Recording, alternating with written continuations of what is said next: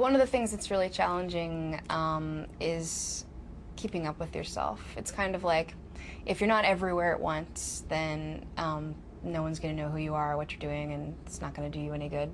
But at the same time, you don't want to kill yourself, and you want to save yourself so you can make more great music. So it's kind of a balance. It's constantly a balance. I guess I always feel pressure now, since we made a first album that I like a lot, and it did really well, and now we're working on the new album. There's a lot of fear there that even though I like it even more by far than the first album, that everybody won't like it as much because it's a little different and whatever. There's, it's always a challenge to remember, and not for me, I guess. I always want to write for me and not think of what somebody else is going to think. I always want to write music that I love, and that's the point, and if I love it, surely somebody else is going to love it. I guess the challenge is just dealing with it when, a lot of times people don't get it. Usually what I'm thinking about when I'm writing a song is just way deep. I mean, I'm trying to go like subconscious deep, you just start trying to, not just writing music, but especially in the lyric writing, the feelings that that I have about big events in my life and things that I'm going through right now. It's very personal to me. Mostly, I guess, I'm kind of thinking about myself and trying to express myself. It's my therapy. That's what I always say, is my music is my therapy. It lets me get everything out, and especially the bad things. I think a lot of people think our music is really dark, and I guess, yeah, in some ways it is, because to get those dark things and the anger and the bitterness and all the sadness and everything that I have, to get it out and put it into a piece of music and make it into something beautiful is, I don't know, some kind of awesome release. I used to want to be a doctor, like I used to want to be a veterinarian, and then I started thinking I wanted to be a social worker. There was a long time in my life where I never thought I would grow up to be a singer. Like, I at least thought, I've always loved music, number one, and I thought that I would write music possibly for movies or whatever, for other people to sing. And naturally you just start singing them yourself because, you're the one who's there.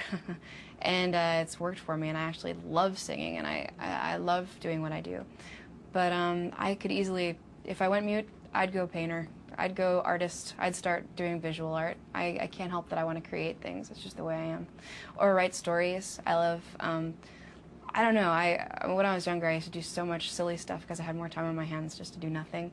So I'd sit in art class and like make pop-up books, and just always just my hands are moving. I've really learned there's a lot I want to do with my life, a lot. I have a lot of goals. This band and doing what we've done so far and more with it is just one out of like 10 different things that I really want to do with my life and that I will do. I'm determined. I go for my goals. But I love this band and I want to do it for a while. But yeah, at the same time, I want to write and direct a film. I want to, I want to play Christine in Phantom of the Opera. I want to be an awesome mother. I want to, I don't know. There's so many things. There's like a million different things, and I will reach my goals. I have to. What I've learned from between the last album and now, I've learned so much. It's mostly just about myself. I mean, it's all a personal journey for me. My work is my personal life, kind of. I mean, it's about me, and it's about expressing myself. So I've learned a lot in the past few years. I mean, I'm 23. I'm growing up. I'm going through a lot of things for the first time. Learning to say no, a lot, and not give so much of myself to everyone, and try to save some for me.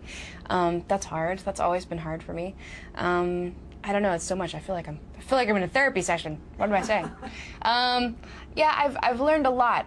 But I guess mostly what I've learned is that I'm always learning. I'm always growing and always learning, and it's never gonna stop. I don't think. I think until I die, like, I'm gonna continue to change and learn. And that's great. Mostly I play, when I sit at the piano, just play around, play whatever, just whatever comes out of my head. But actually, Mozart is like probably my favorite artist of all time. So, and I guess I started classically training when I was like 9 or 10, and loved it. Like, really thought I'm gonna be a concert pianist, and all this stuff. And I'm really not that good now because I haven't practiced and kept it up. But I was at a point where I was practicing like an hour or two a day when we'd be really delving into Beethoven and Mozart and Czerny and all this other stuff. So I love classical music. I like to sit down and play Beethoven and Mozart. There's quite a few things I like. What's one of your favorite Mozart pieces? My favorite Mozart piece is the Requiem, the piece that he wrote, that he drove himself crazy writing and died.